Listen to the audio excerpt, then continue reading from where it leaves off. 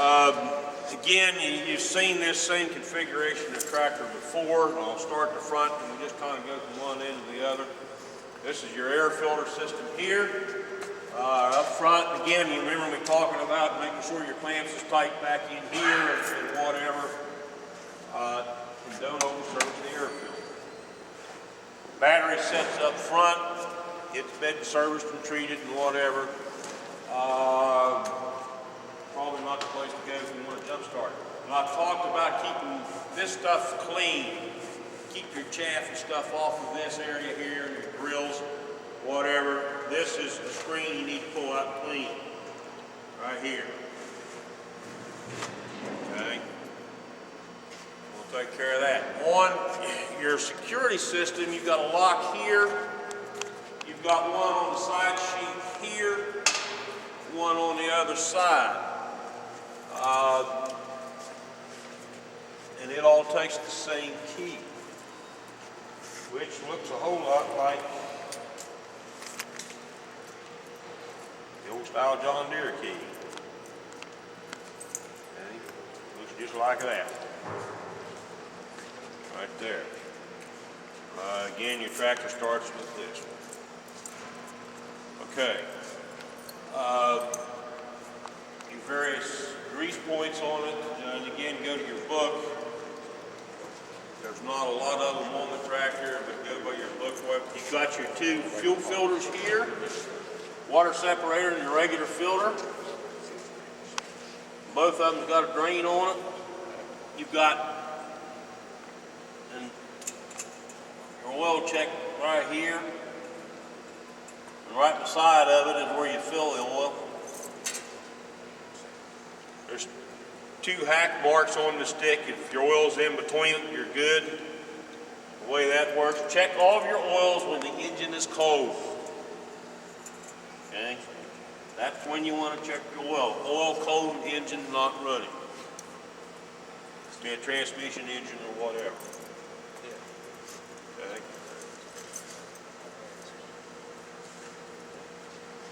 The oil fill hole is right beside of this in here. Now, one of the problems with these mowers, in order to get enough steel on it to hang that much work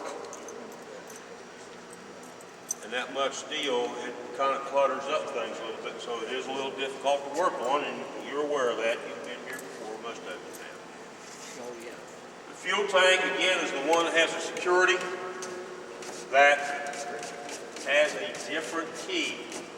This fuel tank's locked. I can turn that all day long. It's never going to come undone. Here's your keys right here. You've got your ignition, your door key.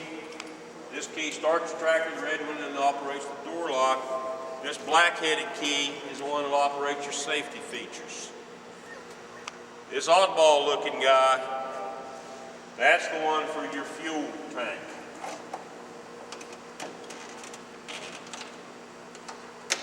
And then it'll catch and you can open it up. Let that little pressure in. Okay. So if these keys get separated from this tractor, then your locking fuel tank just left you. You'll have to cut them off and get you another key and another cap. In the event that you run this tractor out of fuel, Here we go. which that should never happen, right? Yeah. The good news is it's self-priming. You can turn the key on, come up here and open up your bleed screws on your filters, bleed that out. It's got electric fuel pump. Okay. We'll bleed all that out of the system, and then in a few cranks and it should start up and running for you. Save you having to go to the injectors and all that stuff. What you don't want to do is run out of fuel. You've got all your lighting across the top of the regular John Deere lighting. Your flashing lights, your work lights, front work lights. You've got the beacon. The beacon is hardwired. You cannot turn it off. Okay. That's what y'all want. And when you start the tractor, it works.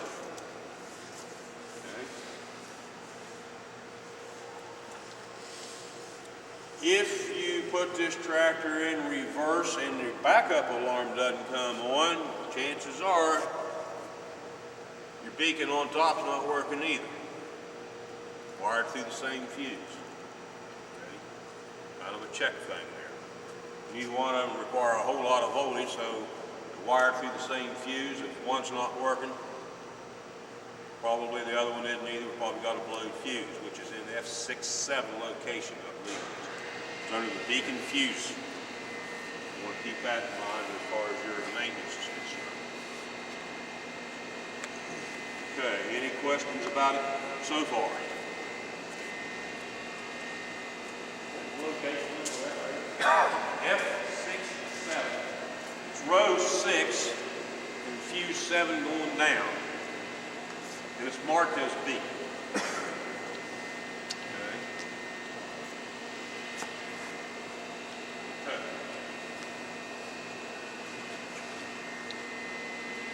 You got the mirror on here, the mirror on the other side. You need to watch it with your boom because it's out there kind of in harm's way when you're swinging a boom.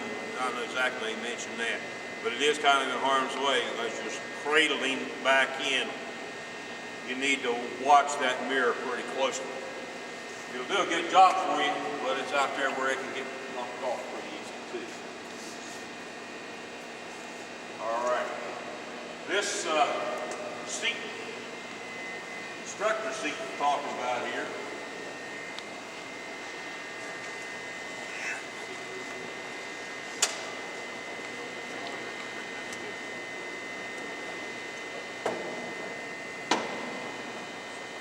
it has a lock in there, you find it, and it's got a seat belt. Kind of a nifty little thing. They come up with it a few years back or whatever, and it works pretty neat. The only problem with it is a small seat. I think we call it the grandson seat more than anything else. Some people's not going to fit into it very well. The point of it is, you can get in there, you can sit down and strap yourself. It's going to be something we've not allowed to do because training, you can operate 2 people inside there. One time they did up here, there's some extra trainers. Yep. You're not supposed to have unless there's a seat there. Right. Seat So there is a seat here. It does store out of the way. It has its own little way of doing that. The little green lever here releases it, and that takes care of that. You can adjust your light switch for the dome light to come on when you open the door or not. I typically don't like to do that because sure enough you didn't get the door last lights on tomorrow morning the tractor. So they're not done now. In the cad, you've got a forward reverse lever on the left-hand side. In your park, let me back up. Your range selection and your speed is on the right-hand side. You got a park, A range, B range, C range, D range. On top of that shifter is a button, and you've got a rabbit turtle. So you can go A range, 1, 2, 3, 4, hitting the rabbit, and it'll go 1, 2, 3, 4, shift up the speed. If you hit the turtle, it shifts down 1 speed. If you hit the turtle, that's all it amounts to. You've got 4 speeds on the transmission. You've got 4 ranges, 4 times 4 is 16. You got 16 forward speeds. Your fastest forward speed is somewhere around 19, 20 miles per hour. I want to talk to you a little bit about the forward reverse. You can put this tractor in any gear, any range, whatever, it's going to start. Okay? So don't call me and say there's something wrong with the safety switch on the transmission because it didn't start in a range. It will. Here's the glitch. It will not move until it has recognized a neutral at this left-hand switch, the forward reverse. Okay, it has to recognize a neutral before it's going to move. What you'll have to do, and you'll do it a lot, you'll be pulling forward, you pull it in the garage, you thin the forward, you declutch it, you put it in park, you get out of the tractor and walk away. Your lever's still up in the forward position. Okay, you get in, you start it up, and it won't move. And you look down and you'll see those little green light flashing. So, oh yeah, I got to put it in neutral, declutch it, then put it into forward, and now it'll move on it. Well, don't let that confuse you somewhere down the road. Until it's been in neutral at that position, it's not going to move. It's a little bit different than the old school of it won't start at all. So just don't get caught up in it. Of course, the thing of it is, train yourself to put it back in neutral before you get out of the tractor. Always, always, always put it in park before you get out of the tractor. Okay? That's not a matter of forgetting. That's something you don't forget. There's some things in this world you don't forget, and that's one of them.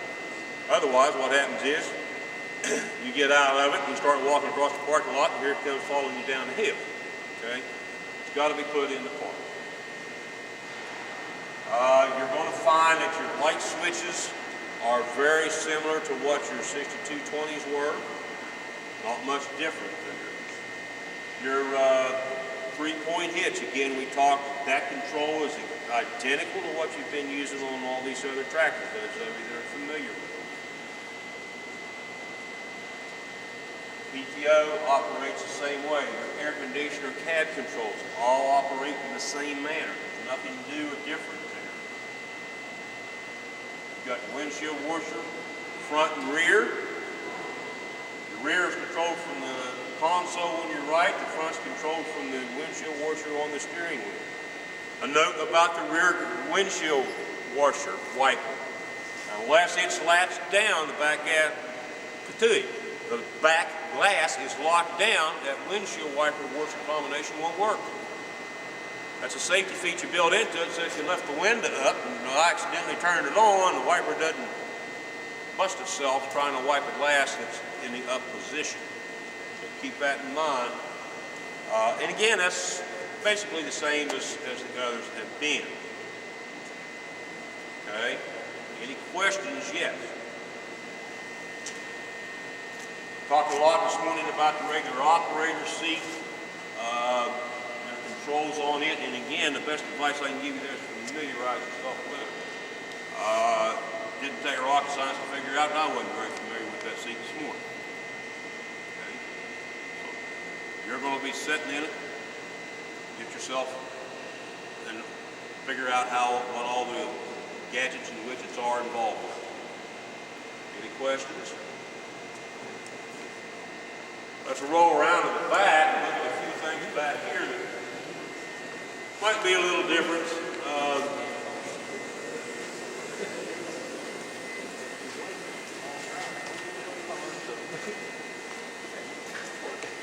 You see, you've got your rear work lights up here on the top. This fastened actually to the cage. And of course, that's all controlled from the inside.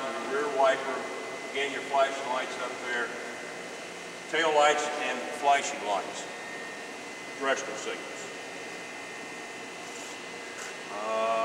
These two little switches right here, you can see one's marked up and down. What that is and you guys that have been farmers, you know, you're out here, you're trying to hook up a 3-point hitch on the brush hog. Come in here, yep, back it up, yeah, that's pretty good. You get out here and you do a little bit, and then you gotta get back in the tractor, raise it or lower it or do something. Then you gotta come back out and fumble around with it a little bit more till finally you get the daggone thing on there. What this does, these two switches, is allow you to move your 3-point hitch up and down very slowly. It will move it, but almost to the point you can't see it, so slow that you can hardly see it moving. Why? Well, you're back here, you don't want to get pinched by a rapid movement. Okay? But that's kind of a handy thing if you're hooking up any kind of a 3-point thing. But who knows what you want with this tractor. Okay? Here's where you're going to find your air filters for these are your cab air filters. These are the ones I tell you don't throw away. It's right in here. But you need to check them. As I tell you, they'll get plugged up and you won't have any air. Okay? So you want to check these a lot and make sure that they're not getting so plugged up that you can't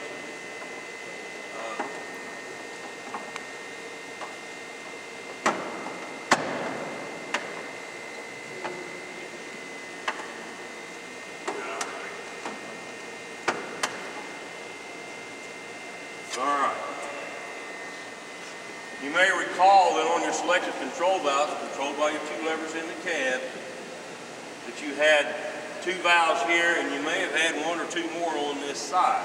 You've only got the two. This one you're familiar with. This is your where you can turn this black knob, and you can determine how this valve is going to work. It's got a little motor on it, a little gear motor shown in the picture. It's got a loader function showed on it, and it's got a cylinder shown on it, depending upon where you turn this. When it's in the motor position, and you're using that selective control valve, you push the lever forward, and it will stay there forever until you either pull it back out yourself, or you shut the tractor off, and then it'll automatically shift to neutral. Reason is, if you're running any kind of a device that is runs a hydraulic motor, you don't have to stand there and hold the valve. Okay, it's going to stay right there. Okay. Another position on it is the loader. That's dead man. If you're operating the loader, you want to raise it up, then you want to do something else, then you want to lower it down a little bit. You want it to go where you want to, but then you want it to return to neutral as soon as you get it to where you want. Okay. That's what that position is. Then finally, they've got the cylinder. And for those of you that's ever done any hay cutting, I use this as an example. You are mowing with a mower, and you come to the end of the field. You want to cross the road. You want to raise that mower up. In that position, you can pull back on the lever. It will raise that mower up until it's all the way up, and then it'll kick into neutral. Okay? Kind of the way it works. There's your three functions with that. In behind that knob is a good old rabbit and turtle. Okay? That controls the amount of fluid going out of the valve. Has nothing to do with pressure. Don't confuse the two. It's how much oil is going out of that valve. Rule of thumb is enough oil going out of the valve to do whatever job it is you may be doing. On this tractor mower configuration as it's set in here right now, doesn't mean a thing. Not using it in this mower. Has nothing to do with it. Again, it would be for some device you may put on some other time, and always use the wood chipper as an example. Some of those are hydraulic motor driven. Some of those may have a cylinder controller, raise the end gate up and down. I don't know. Okay, that's kind of the way that's what its purpose in life is. The rock shaft valve is right here. Again, if it would happen to stick on you, wouldn't work electrically, you flip this cover off, take a screwdriver, stick in it to raise it up, and again, it'll come very slowly in case you use your electronic control from inside. This is nothing more than your standard trailer hitch. That's it. Okay.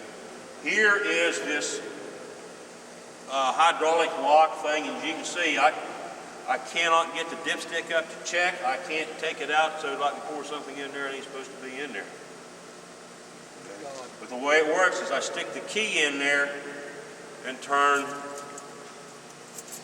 the cap over the knob there, like to demonstrate.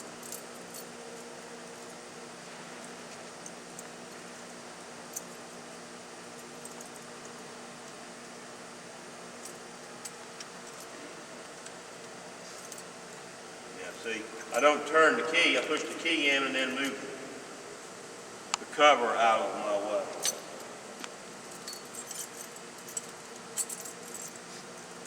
Get your PTO cover here. If you're using a PTO, keep it down, it's the best I can tell you. These things here is to unlock these, so you can pull these out, make it a little easier to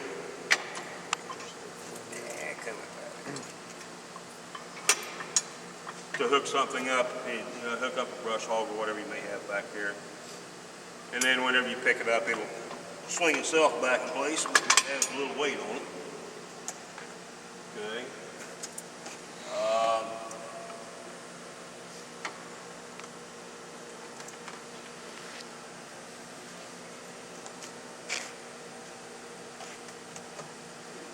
This is a valve right here, and I bring this to your attention because this is your clutch control valve for your PTO. If it gets banged in here, there's a spool that has to float up and down.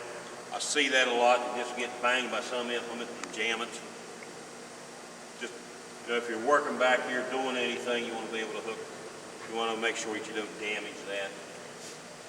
For you techs, you have your test ports here, one here, and your low compensation test port here. One of these is steering, the other is system pressure. I can't remember which is which right offhand because they've changed that. I used to know when they had the triangle back there, but they've moved that one off the side. You've got grease ports back here, and you've got your brake bleed valve back here. Don't try to put grease in the brake bleed valve. Don't laugh, I've seen it more than once. Okay? So just save yourself a little bit of time there. Don't try to do that. Okay, any questions so far? Oh, one other thing about your selective control valve. If you push the lever forward on your selective control valve, you're sending oil out of the top port, returning it to the bottom. If you pull back on the lever, you're sending it out of the lower port, returning it to the top. Okay, that's how it works. Also in the cab, you have what's called a float position, and that's that little black plastic tab that keeps you from pushing the lever all the way forward. Okay, that keeps you from going in the float. If you flip that up, then you can put this valve in the float by shoving it on forward a little bit further.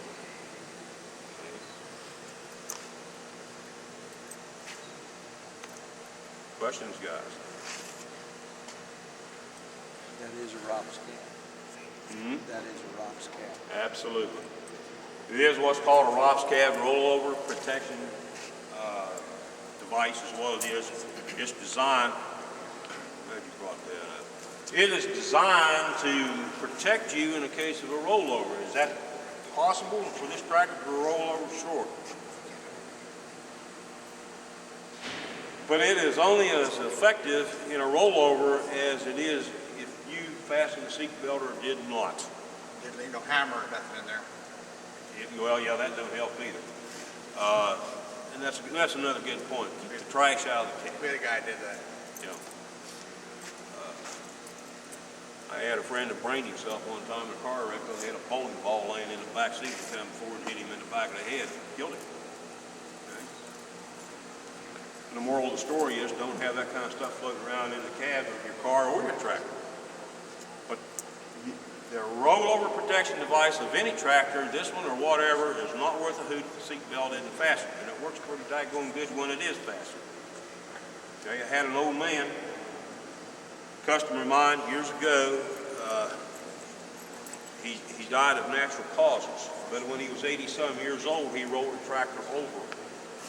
Okay, he was in bad shape at the time. He rolled the tractor over. He had an oxygen bottle carried around in the daggone tractor because his breathing was really bad. But he was a farmer, and he wanted to farm to the end. He rolled the tractor over with a cab on it, had his seat belt fastened, crawled out of the thing, and walked home. It works. If it don't work, the seat belt's not fastened. Pretty much, guys, that's what I've got to say about the tractor. Now, if you got questions, I'll try to answer them. But we can only sit here and talk about it so long. Or I can understand here and talk about it so long, and then you got to start asking questions.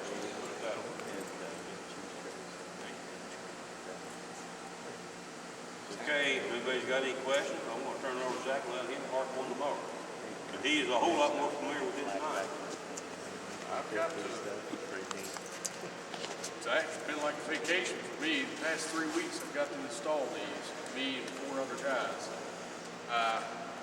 Start at the front, work away from the front to the back.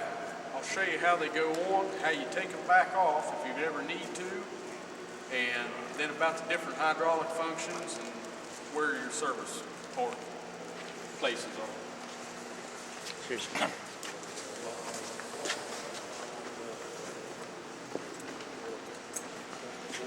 All right. First thing we do is put a joystick in one of them.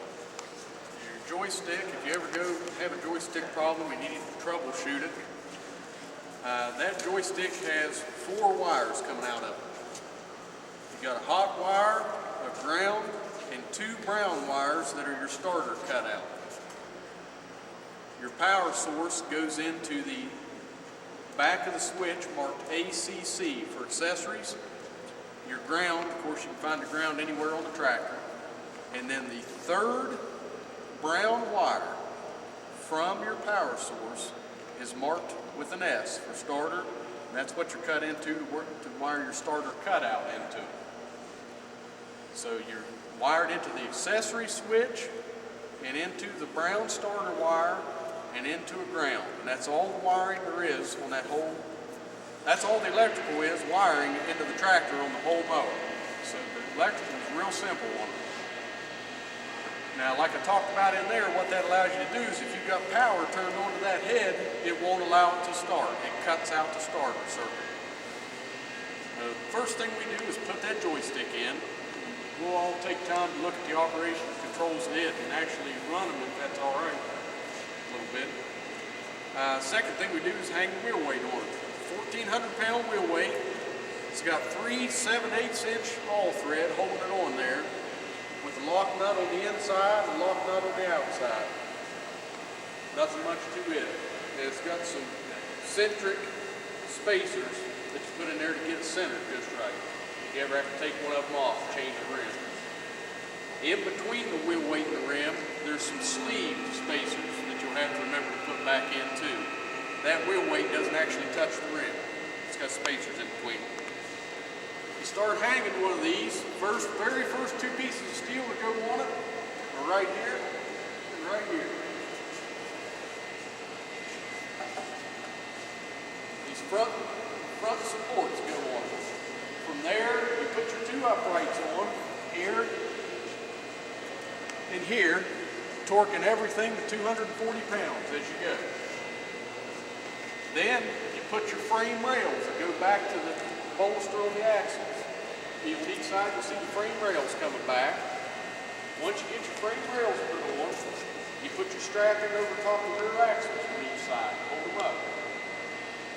Then you hang your trailer off of that right rear axle. That's basically the whole framework to the mower until you get to the high frame. That's everything low on the machine. Once you get all that bolted on, then you bring the crane in and swing on your high frame. Piece goes over the top, and that's got your king post on it, what everything pivots off of. Once you get your king post put on there, you're ready to hang a boom. And Alan Rose has done a really good job of making this so that you can't get any lines mixed up. From the factory, every line is the right length, and every line is color coded with a zip tie. So when you take hydraulic lines off, you know where they go back on the valves. They also put a decal up here. Take time to walk around and look, and it tells you where your pressure supply are for every one of the motor functions for every cylinder on. So really, really neat operation.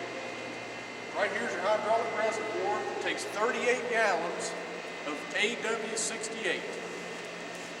38 gallons of AW68.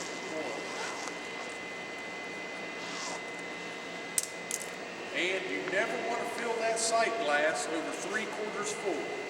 And your sight glass is located right here. It's sight and temperature. It's got a thermometer in it. And that is while it needs to be 3/4 of the way full when it's up in the stowed position like it sets right there. Then that way when you're operating it, your oil heats up and you use all your different functions and won't overfill your tank. It's got two different pumps on it. As you can see up here, the first pump is what runs the mower head. The second pump is what controls all of your hydraulic functions. And your valve body sitting right here has got all servos on it that go back to the joystick. And there's not too much really there to explain, but if the one neat, really nice thing they've done is if you take a look over here on this side, or you can look on that side on that other tractor, you'll see a little silver valve on the side of the tank. That valve shares